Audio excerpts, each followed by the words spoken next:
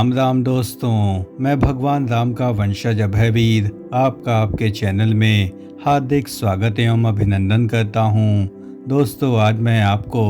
अयोध्या में बन रहे प्रभु श्री राम के दिव्य अलौकिक मंदिर के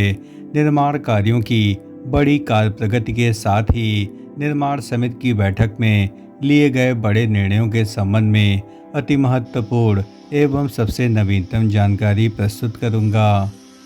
मर्यादा पुरुषोत्तम प्रभु श्री राम के प्रति अपार भक्ति से भरपूर यह चैनल 500 वर्षों के त्याग बलिदान एवं संघर्षों का प्रतीक है। अतः इस चैनल से पूरी आत्मीयता श्रद्धा भक्ति भाव से जुड़ें और पूरी आत्मीयता से जय श्री राम जरूर लिखें।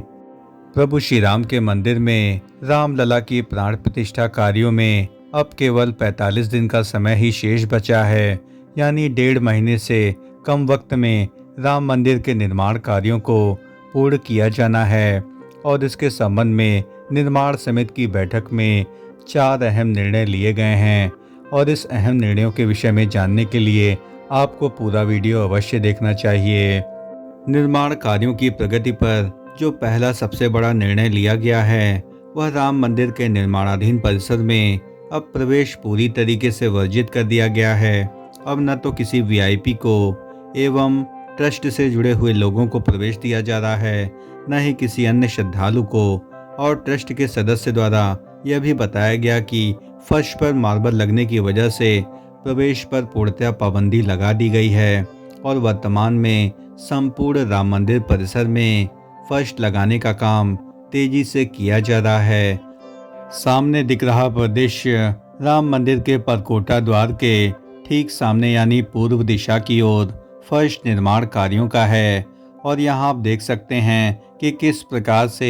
70 mm के पिंक सैंडस्टोन फर्श निर्माण कार्यों में तेजी से लगाए जा रहे हैं। और वर्तमान में L&T के इंजीनियर्स की टीम ने हमें बताया कि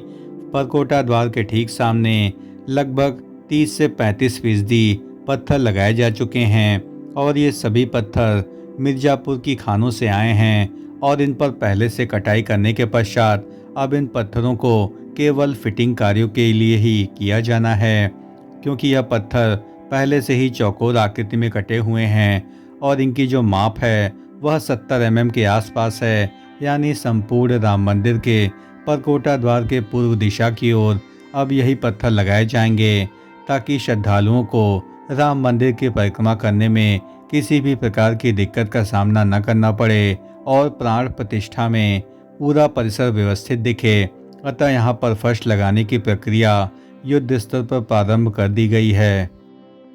निर्माण कार्यों की कार्य प्रगति पर जो दूसरा सबसे बड़ा निर्णय है वह विभिन्न मंडपों पर फर्श निर्माण कार्यों के संबंध में ट्रस्ट द्वारा लिया गया है। सामने आप देख सकते हैं कि यह राम मंदिर के गूढ़ी मंडप का परिसर है जहां फर्श निर्माण कार्यों को युद्ध स्तर पर किया जा रहा है। और यहां पर गोलाकार आकृति में आपको फर्श निर्माण की प्रक्रिया दिख रही होगी, क्योंकि यहां पर जो शीर्ष का निर्माण होना है वह 2024 के बाद होना है। अतः इसके ठीक नीचे वैसी ही फर्श की आकृति होगी जैसा शीर्ष बनाया जाएगा, लेकिन वर्तमान में केवल नृत्य मंडप एवं रंग मंडप के ही शिखर निर्माण कार्यों को पूर्ण किया जाना है। अतः उसी के अनुरूप ही यहाँ पर फर्श के निर्माण कार्यों को संपन्न किया जा रहा है। फर्श निर्माण को यदि आप बारीकी से देखें तो इसके मध्य बिंदु में गोलाकार आकृति है और गोलाकार आकृति के चारों ओर फलकनुमा कमल दल के पुष्प सुशोभित हैं और पुष्पों के चारों ओर भव्य नागर शैली के अनुरूप आकृतियां बनी हुई हैं और इनको एक पूरी तरीके से एक सर्किल के आकार में बनाया जा रहा है। और सबसे पहले यहाँ पर संगमरमर के पत्थरों के टुकड़ों के द्वारा खांचों का निर्माण कार्य किया गया है और इसके पश्चात यहाँ बेहतरीन डिज़ाइन निर्मित की गई है। और डिज़ाइन के पश्चात ही यहाँ पर कई रंगीन पत्थर जो कि मार्बल के ही और ग्रेनाइट के होंगे उनको यहाँ पर जड़ा जाएगा और जड़ने के पश्चात ही इस पर घिसाई और पॉलिशिंग के कार्य होने के बाद यह फर्श पूरी तरीके से तैयार हो जाएगी, क्योंकि यह निर्माण कार्य अभी प्रारंभिक चरण में है। अतः इसमें अभी लगभग 1 महीने से अधिक समय का वक्त लग सकता है।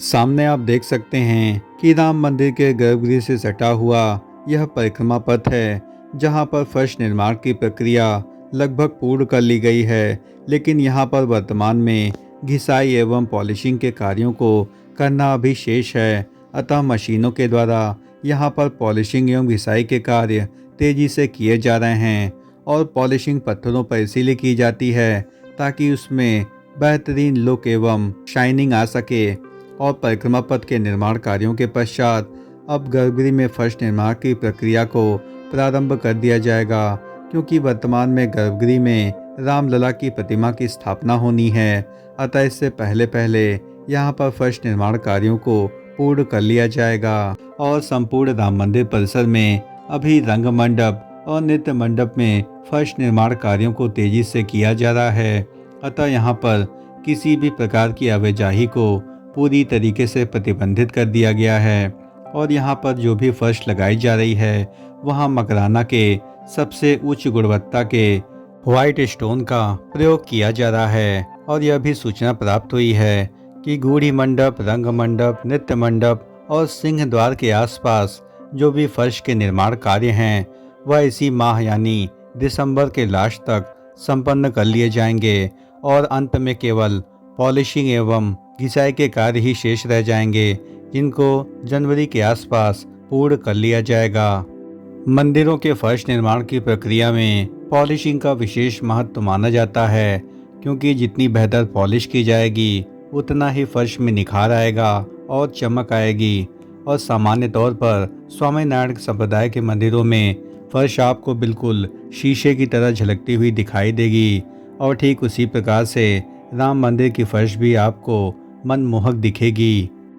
राम मंदिर निर्माण कार्यों पर तीसरा जो सबसे बड़ा निर्णय है वह गर्भगृह के शीर्ष पर लगने वाले ध्वज दंड के निर्माण कार्यों के संदर्भ में है। और सामने आप देख सकते हैं कि किस प्रकार से अहमदाबाद की एक कंपनी के द्वारा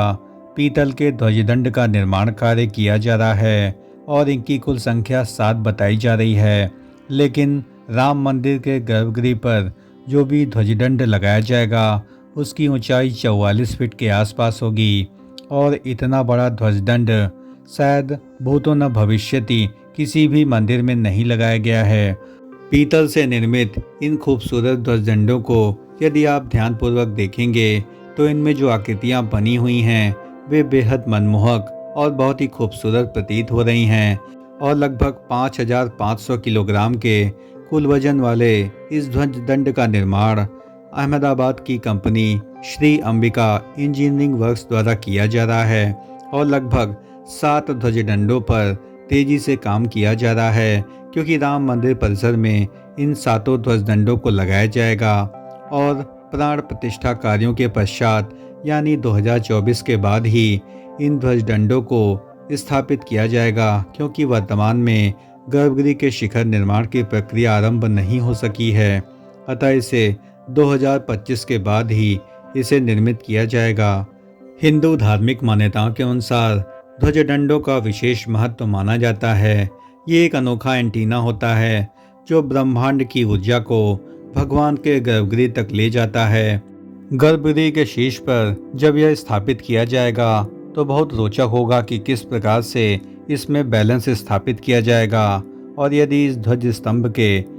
माप की बात करें तो यह 44 फीट लंबा एवं 9 इंच व्यास का बनाया जा रहा है और इसकी जो चौड़ाई है वह 1 इंच के आसपास है और इसके निर्माण कार्य होने के बाद यह काफ़ी अधिक भव्यतम स्वरूप में सामने आएगा। श्री राम जन्मभूमि ट्रस्ट द्वारा जो चौथा बड़ा निर्णय लिया गया है वह रामलला की आरती के संदर्भ में है और सामान्य तौर पर आरती का जो कार्यक्रम है वह दोपहर में किया जाता है और इसके लिए आपको जन्मभूमि पथ पर यात्री सुविधा केंद्र पर पास बनवाना पड़ता है और इसके बाद ही आप आरती कार्यक्रम में शामिल हो सकते हैं। लेकिन अब यह व्यवस्था पूरी तरीके से ऑनलाइन बनाने की तैयारी की जा रही है, जो कि सभी राम भक्तों के लिए बहुत ही हर्ष की बात है कि आप घर बैठे ही रामलला की आरती के लिए रजिस्ट्रेशन करा सकेंगे और सफलतापूर्वक रामलला की आरती में आसानी से प्रवेश कर पाएंगे। सामने दिख रहा परिदृश्य हनुमानगढ़ी के बाह्य परिसर का है, जहां पर 6 दिसंबर यानी शौर्य दिवस के उपलक्ष्य में साधु संतों द्वारा दीपक जला करके एवं पटाखे फोड़कर इसका जश्न मनाया गया और कार सेवकों को श्रद्धांजलि अर्पित की गई। दोस्तों, प्रभु श्री राम के मंदिर के निर्माण कार्यों में होने वाली बड़ी कार प्रगति के संबंध में हमारे द्वारा दी गई जानकारी यदि आपको जरा भी पसंद आई हो तो इस चैनल का हृदय से समर्थन करें और कमेंट बॉक्स में पूरी आत्मीयता से जय श्री राम जरूर लिखें। धन्यवाद। राम राम राम राम।